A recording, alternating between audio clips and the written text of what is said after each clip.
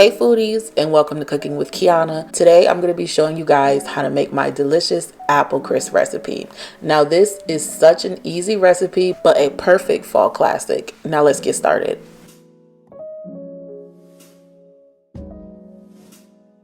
So here are all the ingredients that you are going to need for this recipe. Keep in mind that I will have that listed in the description box below for you guys.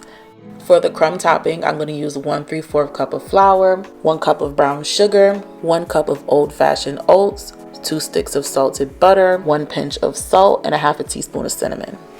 And for the apple filling, I'm going to be using 7 large gala apples, 2 tablespoons of lemon juice, and 1 teaspoon of vanilla extract, 3 tablespoons of flour, and half a teaspoon of cinnamon, a half a teaspoon of allspice, and 1 cup of sugar. Alright, so first we're going to start off by preparing our apples, and I'm just going to show you guys a little hack. That way you don't have to remove that core. I'm going to show you a little trick. So you're going to go ahead and cut it along both sides. As you see, you're going to have that middle left, and what you're going to do is just cut around that seed. Now once you have that core removed, you're just going to go ahead and slice those up, and as you see, the process is a lot easier.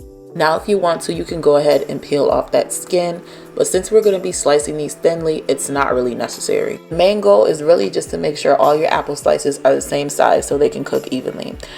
So once we're all done chopping everything up, it should look something like this. We're just going to go ahead and transfer those into a large bowl. To that bowl, I'm going to add 2 tablespoons of lemon juice. That's going to give a nice, subtle, zesty flavor. It will also prevent your apples from oxidizing and turning brown. So go ahead and add in a teaspoon of vanilla extract. Give that a good stir. In a separate bowl, you're going to go ahead and combine your sugar, your flour, your allspice, and your cinnamon. Now just go ahead and give that a good stir until everything is well combined. And we're just going to go ahead and take that flour mixture and we're going to pour that all over our apples. Now go ahead and stir that together until it is well combined. If you want to, you can go in with your hands and mix it all together. That is an easier way to do it. So now we're just going to go ahead and add this to our casserole dish, making sure we smooth everything out so it is nice and even. And now that we got that out the way, we're going to get started on our crumb topping. So in a large bowl, you're going to add your 1 3/4 cup of flour, 1 cup of old-fashioned oats, and 1 cup of brown sugar, as well as a half a teaspoon of cinnamon and a pinch of salt. Do not forget that salt. That is going to balance out that sweet flavor as well as give it a little bit of an additional flavor. So go ahead and give that a good stir. Now I'm going to go in with 2 sticks of softened salted butter, and we're just going to make sure we cut these up into little cubes.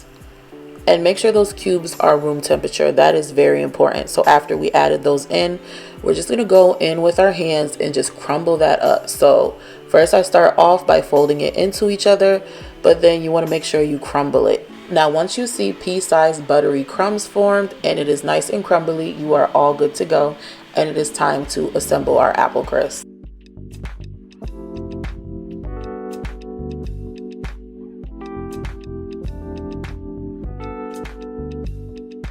So your last step is just to go ahead and add that crumble topping on top. Make sure it is evenly coated.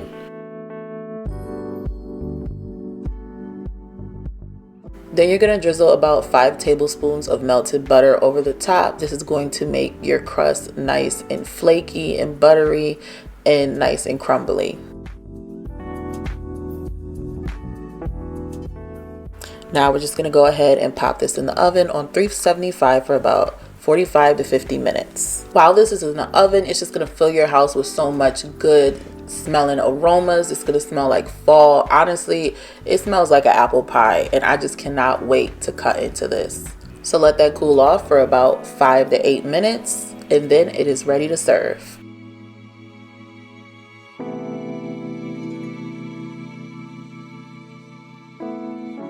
And man, does that look delicious. Just look at that crispy, crumbly crust with those saucy apples.